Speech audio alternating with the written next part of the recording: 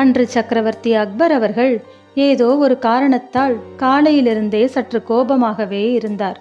அவருடைய கோபத்தை தணிக்க விரும்பிய பீர்பால், பிரபு, நீங்கள் இவ்வாறு கோபமாக இருப்பதால் இயற்கையில் அழகான உங்கள் முகம் விகாரமாக மாறிவிடுகிறது என்றார்.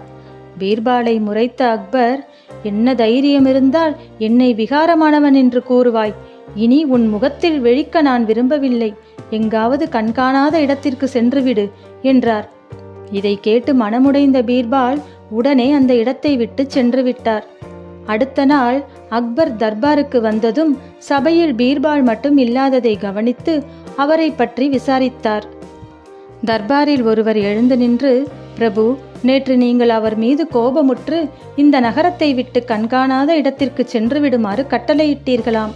அதனால் பீர்பால் தலைநகரை விட்டு சென்று விட்டார் என்றார். அடடா, பீர்பால் உண்மையாகவே சென்று விட்டாரா என்று அக்பர் வருந்தினார். தான் அவ்வளவு கடுமையாக பேசியிருக்க கூடாது என்று உணர்ந்த அக்பர் தன் தவறுக்காக வருந்தினார். பீர்பாலை மீண்டும் சந்திக்க வேண்டும் என்று அவர் மனம் துடித்தது. ஆனால் பீர்பால் எங்கு சென்றார் என்று யாருக்கும் தெரியவில்லை. அன்று முழுவதும் பீர்பால் எங்கு சென்றிருக்க கூடும் என்பது பற்றியும் அவரை எவ்வாறு மீண்டும் திரும்பி வரவழைப்பது என்றும் தீவிர சிந்தனையில் ஆழ்ந்த அக்பருக்கு ஒரு யோசனை தோன்றியது.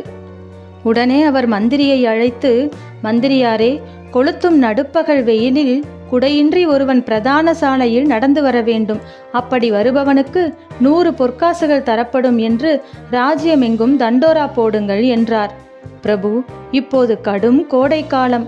குடையில்லாமல் 1 மணி நேரம் நடந்தாலும் நடப்பவன் சுருண்டு விழுந்து விடுவான்.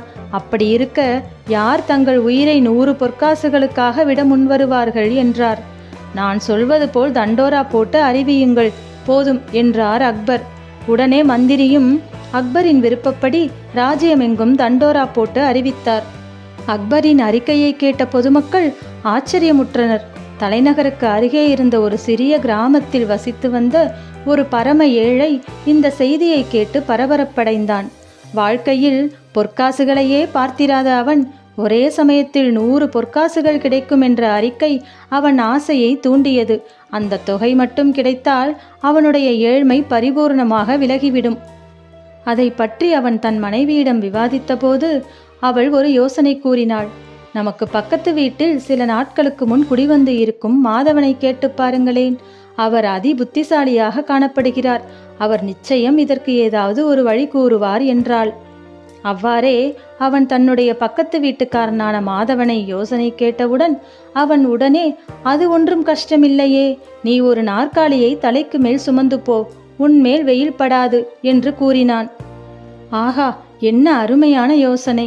குடைதானே பிடிக்கக்கூடாது, ஆனால் இந்த யோசனை ஏன் யாருக்குமே தோன்றவில்லை என்று மகிழ்ச்சியுடன் கூவிய அந்த ஏழை, நான் நீ கூறியவாறு நாளைக்கே தலைநகருக்கு செல்லப் போகிறேன் என்றான்.